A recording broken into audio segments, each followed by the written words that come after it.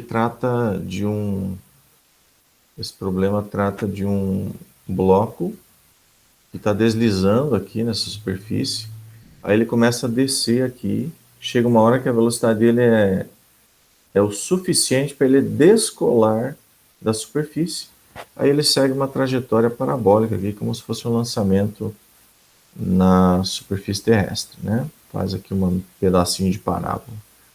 Como não tem atrito, a gente já pode pensar na possibilidade de utilizar a conservação de energia. Essa superfície está a 1 metro do chão e pede para determinar o ângulo θ em que ocorre esse descolamento, né, dessa superfície cilíndrica.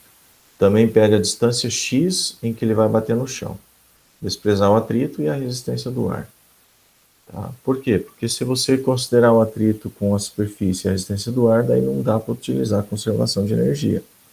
Por ele ser um problema didático, né? Então a gente faz esse tipo de consideração. Ah, isso fica muito longe na vida real? Não fica tão longe, mas já não dá aquela precisão que você deseja. Tipo, o erro já é considerado, tá? Mas para fins didáticos é o suficiente. Então, basicamente, para você localizar essa posição de descolamento, o que é que acontece que ele vai descolar da superfície? Chega um momento que ele não consegue se manter na superfície porque não tem uma força centrípeta suficiente que mantenha ele fazendo aquela trajetória circular. Né? Toda trajetória circular, toda trajetória circular você necessita ter uma força centrípeta que esteja apontando aqui para o centro. Então a tua partícula ela só vai andar no círculo aqui, só vai fazer essa trajetória curva da partícula M, se houver uma força para o centro. Né?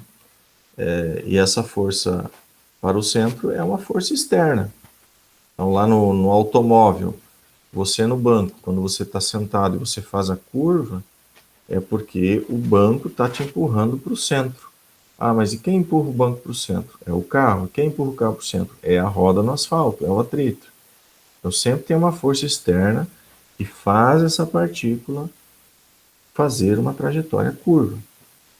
Então não é uma mágica, não é um negócio que vem do além, né? É a força externa que age sobre a massa. Aqui, ó, se você olhar do ponto de vista dessa trajetória curva, a única componente que pode apontar para o centro é o peso numa das suas componentes. Eu vejo que quando ele está aqui em cima nessa posição, o próprio peso P é para o centro da curva. Aqui, ó, o peso é para baixo, mas ainda tem uma boa componente do peso apontando aqui aqui é normal, na verdade, está representada a normal. Deixa eu tirar isso aqui. Tem uma componentezinha do peso aqui para o centro. Sempre tem um peso normal aqui que puxa para o centro, tá?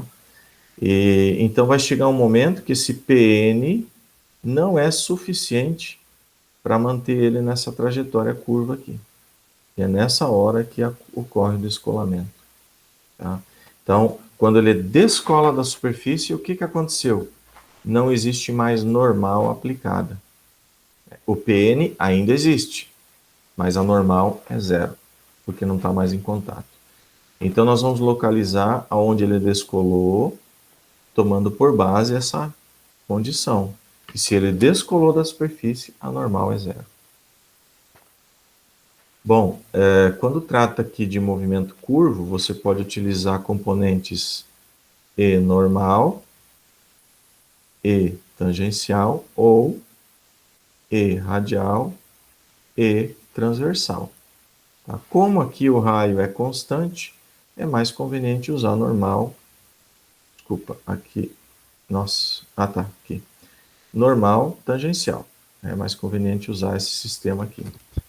Tá? Então, por isso que a gente vem agora e trabalha com a somatória de força na direção normal. Tá? Somatória de forças na direção normal. E aí vem aqui, por exemplo, sobre esse bloco, num ponto genérico, digamos que seja o ponto de separação mesmo, e faz a somatória de forças na direção normal. Tá? Então, se você fizer aqui, como é que eu poderia dizer?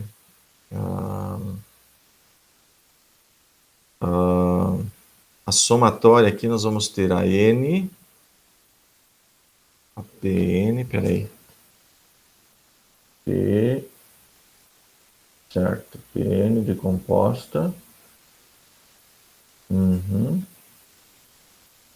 só um pouquinho aqui, normal menos PN, isso aqui vai te dar a velocidade, isso mesmo. Tá, aqui é que eu já abreviei esses passos aqui, ó.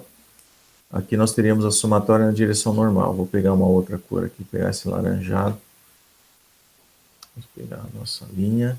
Ó, na direção normal, a superfície reage sobre o bloco com a normal N.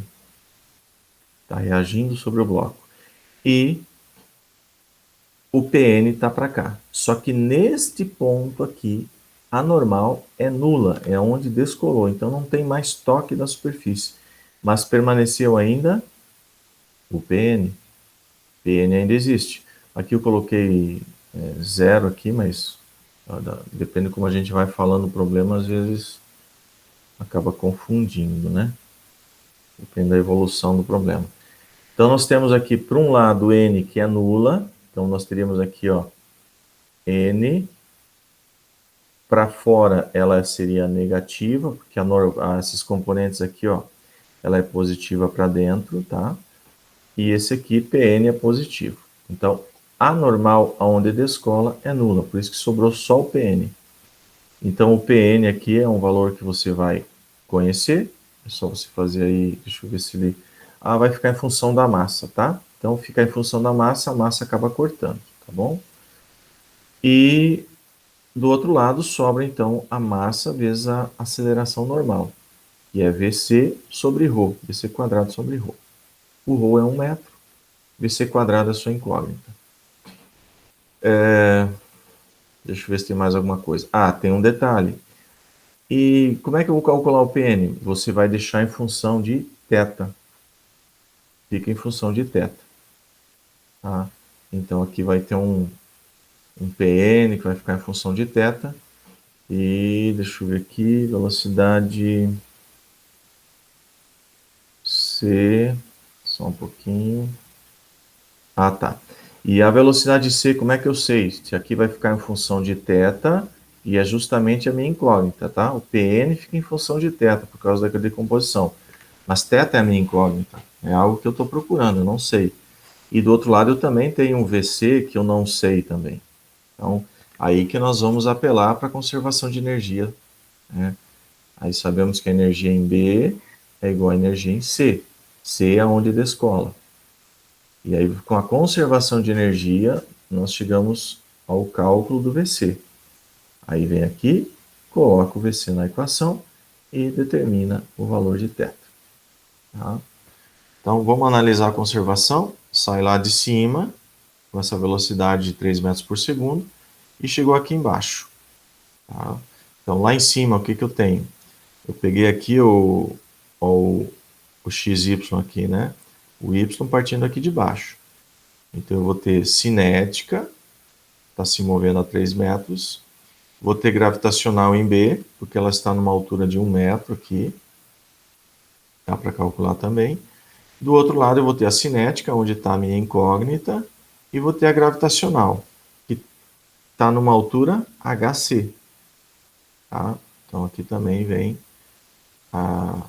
essa altura aqui, HC. Agora, percebam, ó, o HC também vai ter um θ embutido. Então, não se assustem, vão resolvendo. Ó. Vai aparecer um θ aqui. Né?